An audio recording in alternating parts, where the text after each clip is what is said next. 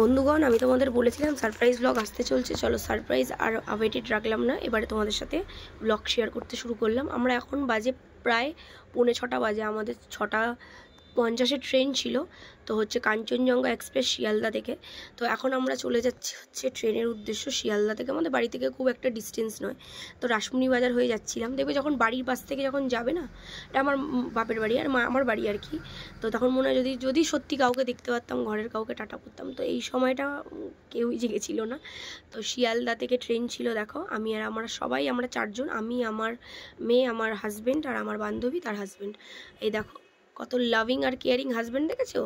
আমার বান্ধবীর বরের কথা বলছি, দেখো কি সুন্দর বউকে ব্যাগ বইতে দিচ্ছে না। তো এখন আমরা চলে যাচ্ছি। চলো, আমরা ট্রেনে উঠে গেছি। ট্রেন অ্যাজ ইউজুয়াল টাইমেই ছেড়েছে। তো আমি কফি আর লেবু চা দুটোই খেয়েছিলাম। ওয়েদারটা দেখো খুব সুন্দর ছিল। আর আমরা 3rd টায়ার এসি করে গেছিলাম হচ্ছে, তো ভিউটা খুব সুন্দর লাগছিল। তো এই করে করে একটু ঝালমুড়ি খেলাম সকালবেলা। আমার মেয়ে এক ছোট খুব ভালো ঘুম দিয়েছে, ঘুম দেওয়ার পর উঠে গিয়ে আর ঘুমায়নি। তো চলো, চুলটুলোর অবস্থা খুবই খারাপ।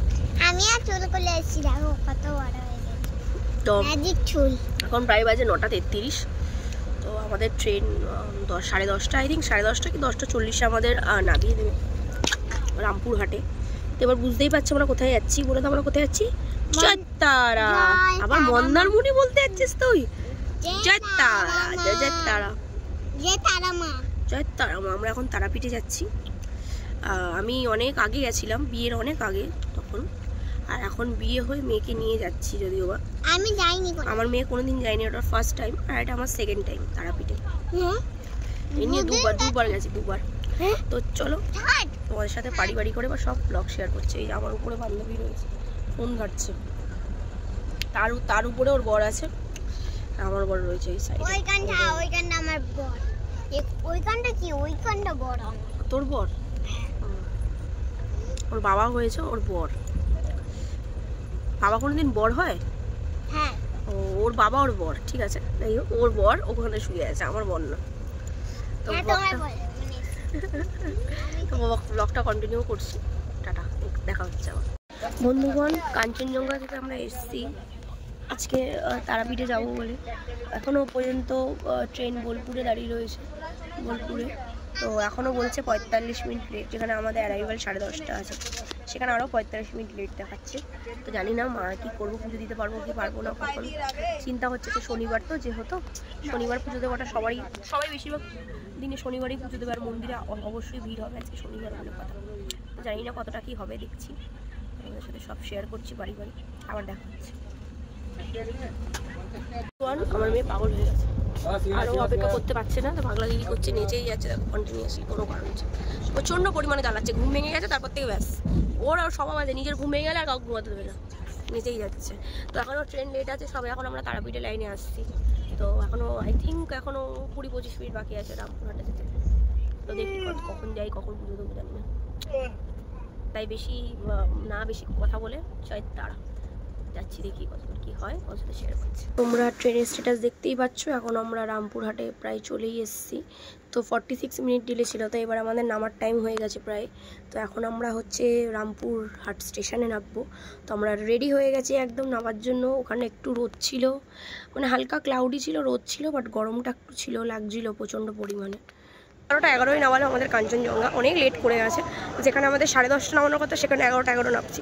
মিনিমাম 45 to 46 মিনিট ডিলে রয়েছে। তো এখন রুমে যাবো, ফ্রেশ হবো, তারপর পুজো দিতে যাবো। হাতে থেকে বসে থাকো, পরপর আসছি তোমাদের সাথে। আমি নয় করে এখানে 2015 থেকে 16 সালে এসেছিলাম। তো প্রায় 10 থেকে 9 বছর বাদে আমি তারাপীঠে আসছি।